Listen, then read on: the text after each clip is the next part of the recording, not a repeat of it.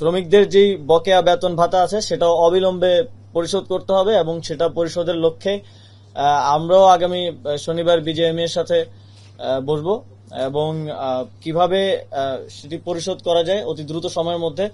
ইতিমধ্যেই সচিব সাহেব বলেছেন যে এখানে অর্থ উপদেষ্টা এখানে বসে থেকে বাংলাদেশ ব্যাংকের গভর্নরকে বলেছেন যে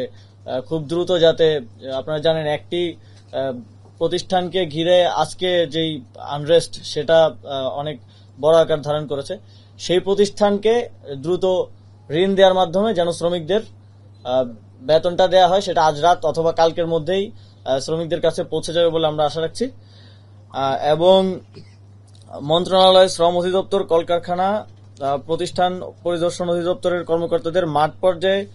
জনসম্পৃক্ততা বাড়ানো এবং যথাসম্ভব মাঠ পর্যায়ে পরিদর্শন করে সমস্যা নিরসনের উদ্যোগ গ্রহণের সিদ্ধান্ত হয়েছে। এবং আমাদের সচিব সাহেব আগামীকালই মাঠ পর্যায়ে যাবেন এবং আমিও অতি দ্রুত সময়ের মধ্যে মাঠ পর্যায়ে গিয়ে শ্রমিকদের সাথে কথা বলে একদম ওয়ান টু ওয়ান। এই সরকারের একটা বড় জায়গা হচ্ছে আমরা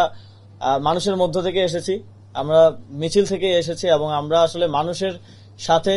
এবং যেহেতু আমি শ্রম ও কর্মসংস্থান মন্ত্রণালয়ের দায়িত্বে আছি, শ্রমিকদের সাথে ওয়ান টু ওয়ান কথা বলেই এই যে একটা গ্যাপ গভর্নমেন্টের সাথে জনগণের, এই গ্যাপটা আমরা রাখবো না। নিম্নতম মজুরির ব্যাপারে একটা শ্রমিকদের সবসময় একটা দাবি আছে, গত বছর এটা নিয়ে একটা বড় আন্দোলনও হয়েছিল এবং মজুরি বৃদ্ধি করা হয়েছিল,